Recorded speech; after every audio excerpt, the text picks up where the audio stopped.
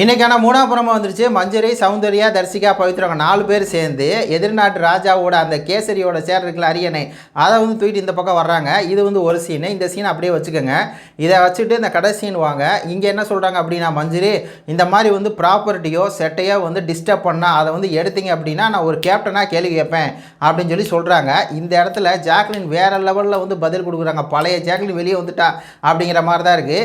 சரி, அப்போ வந்து மற்றவங்களை வந்து நீங்கள் செட் எடுக்கக்கூடாது, ப்ராப்பர்ட்டி கூடாதுன்னு சொல்கிறீங்களா? அப்போ நீங்கள் எதுக்காக ராஜாவோட சேரை தூக்கிட்டு வந்தீங்க? அப்படி எடுத்தது வந்து செட்டை டிஸ்டர்ப் பண்ணுற மாதிரி ஆகாதா அப்படின்னு சொல்லி ஒரு கேள்வி கேட்குறாங்க. வேறு லெவல் அப்படிங்கிற மாதிரி தான் இருக்குது.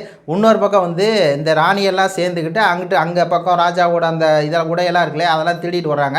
அப்போ என்ன சொல்கிறாங்க மஞ்சரி அப்படின்னா, இந்த மாதிரி வந்து பொருளை எடுக்காதீங்க, பொருளை எடுத்தீங்க அப்படின்னா நான் கேள்வி கேட்பேன், போய் வச்சுருங்க அப்படி இப்படி சொல்லிட்டுருக்காங்க. அதுக்கு இந்த ராணி என்ன வருதுன்னா, இல்லை இல்லை இல்லை இல்லை இல்லை இல்லை இல்லை நான் சொல்கிறதான் கேட்கணும், படைத்தளபதி நீங்கள் வந்து மாற்றி மாற்றி பேசுகிறீங்க, தடைத்தளபதி மாற்றி மாற்றி பேசுகிறீங்க அப்படின்னு சொல்லி இந்த ராணி கேரக்டரில் இருக்கிற ஒரு கோமாளி வந்து பின்னாடி துரத்திக்கிட்டே வருது. நான் ஒரு கேப்டன், நான் வந்து கேட்டே தான் திருவேன் அப்படின்னு அந்த ஒரு இடத்துல.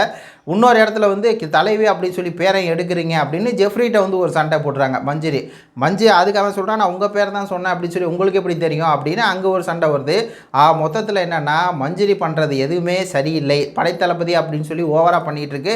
இன்னொரு பக்கம் வந்து கேப்டன் அப்படிங்கிற ரீதியில் வந்து அதுவே வந்து சேர தூக்குமா, ஆனால் மற்றவங்க எடுத்தால் அதை எடுக்கக்கூடாதுங்கம்மா, என்னடா அது மாற்றி மாற்றி பேசுகிறீங்க அப்படிங்கிற மாதிரி இருக்குது. அதுக்கு தான் ஜாக்லின் திருப்பி கேட்குது, நீங்கள் ஒரு விஷயத்தை பண்ணீங்க அப்படின்னா ஆமாம் அதை பண்ணேன் அப்படின்னு சொல்லி ஃபஸ்ட்டு பொறுப்பை ஏற்றுக்குங்க, பொறுப்பை ஏற்றுக்கிட்டு அதுக்கப்புறம் நீங்கள் பேசுங்க அப்படின்னு சொல்லி சொல்கிறாங்க.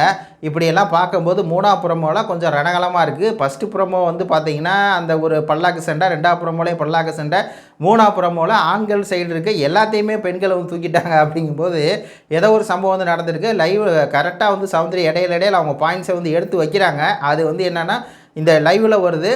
இந்த ப்ரொமோலையோ மற்றபடி டிவிலையோ வந்து 1 ஹவர் எபிசோடே பெருசாக வரல. ஆனால் நம்ம என்ன பண்ணுவோம், சௌந்தர்யா பேசுகிறத கொண்டு வந்து பேசுகிறதா நம்மளோட வேலையாக இருக்குது. இதோடைய கருத்துக்களை சொல்லுங்கள். நன்றி, வணக்கம்.